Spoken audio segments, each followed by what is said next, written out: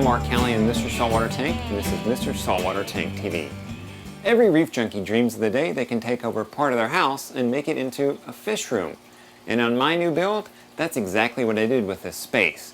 This whole space was completely unfinished, and when I walked in here, I said, I know what I can do with this. It will make a perfect fish room. Here's how it went down. Step 1. Remove all the existing shelving and drywall. Step 2.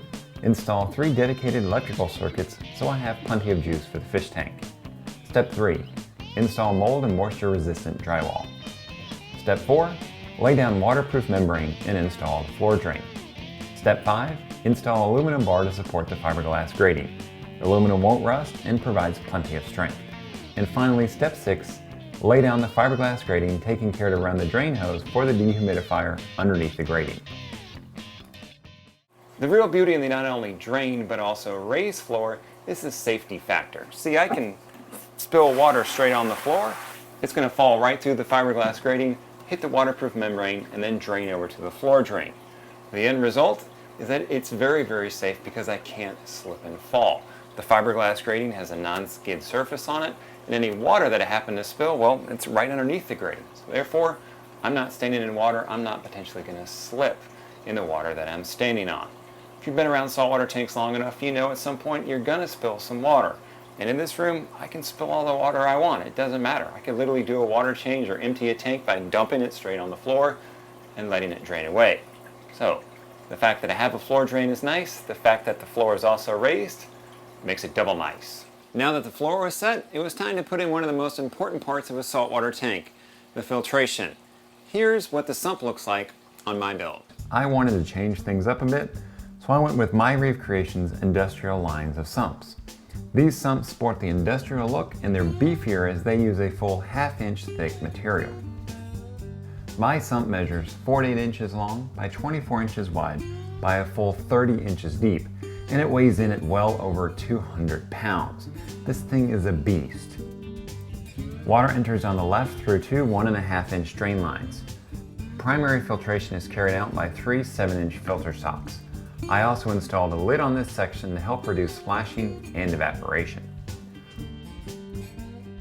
Water then flows into the protein skimmer box, which I also enclosed by a lid. I made this section extra large to give myself room to expand in case I need it. There is also a hidden compartment underneath the skimmer section which can be accessed through this door. Or, if I need to fully access this area, the center tray is completely removable. I also had a window installed on the front of the sump for easy skimmer inspection. A bubble trap where my heater sit is next, followed by the return box chamber. In the return box chamber, I had a shelf installed to keep my MRC fluidized media reactors right at the working level. This makes the reactors super easy to access. One media reactor houses GFO and the other activated carbon. Correct tumble of the GFO is vital, so I had MRC put a window on the side of the sump so I can easily observe the tumble rates. The end result is a sump that's really freaking big, built like a tank, and it looks great. Now I've calculated the sump holds about 100 gallons roughly of water volume, so it's doing part of its job, which is to add water volume to my overall system size. Now, part of the reason I made it so big is so that it would set my protein skimmer cup right at the same height when I go to change it. It's right there at chest level. And to give me a little bit more room, well, I put the sump on an aluminum stand. That way I can get it up off the floor and put various stuff underneath the sump, such as this tubing. I'm big on tank automation, which meant tank controllers. And tank controllers and water, they don't get along. So I needed a safe place to mount my tank controller to keep it away from water damage. I came up with this control panel here that is above the sump, so it's easy to access, and it's up high to keep it away from any splashing. Primary control is done through the Apex brain here. Then I have a PM3 to monitor dissolved oxygen, PM2 to monitor conductivity. First I have a leak detection, gotta have that. Breakout box when I add in float switches. Top off is done through this advanced marine diaphragm pump. And then moving over, I have the wave controller box here for my wave box. Over here, I have the water level controller for my Tunzi osmolator, and then an extra PM1 module when I need it for controlling my calcium reactor. Now I have two energy bars on the system, and they're each on separate circuits to spread the electrical load. This one controls the return pump and the skimmer, and then the energy bar on the other side of the control panel, well, it controls all my lighting. The lighting draws more juice. I put it on a separate circuit again to help spread out that load. And just to be extra careful, all this is behind waterproof boxes. That keeps the electrical free of any splashes. In addition to get everything up high, well, I also wanted to mount the control panel away from the wall so I can easily get back here and run or take away new cables. I'm always going to be upgrading, trying new things, or taking things off the control panel.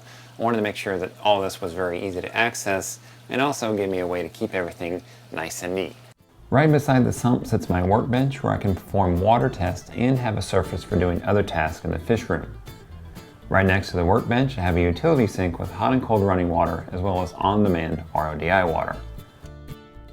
Above the workbench sits a shelf for storage to keep anything that can't get wet high and dry. Also up high are these two electrical outlets that I mounted on the ceiling so I can have easy access to power in the center of the room. This is great as I don't have to run an extension cable to have electricity in the center of the room like if I wanted to mix up something in a bucket. My mixing station features a 55-gallon mixing container, a 55-gallon RODI holding container, and a 40-gallon top-off container. I can move water between any of these containers just by turning a series of valves. I can also pump water directly back into the tank with no need to run any hoses. When I need to fill a quarantine tank or hook a buddy up with some water, I have a pigtail with a quick disconnect to a longer piece of tubing. The whole mixing station is also controlled and monitored by my Apex, including a separate temperature probe for controlling the heater in the mixing container. The back wall of my fish room is dedicated to quarantine tanks. I have a 50-gallon tank, a 40-gallon breeder that is also elevated off the floor by an aluminum stand, and my coral quarantine tank. All these tanks are controlled and monitored by a separate Apex system that I mounted to the ceiling to keep it away from splashes. In the corner sits my combination air conditioner and dehumidifier, which is vented directly outdoors. What fish room is complete without a kegerator? Not exactly. I picked up this chest freezer to get all that stinky fish food out of my wife's freezer downstairs. And it not only keeps the wife happy, but it keeps me happy because all that food is right here in my fish room where it's easy to access. Now that you've seen the fish room, let's go have a look at the tank.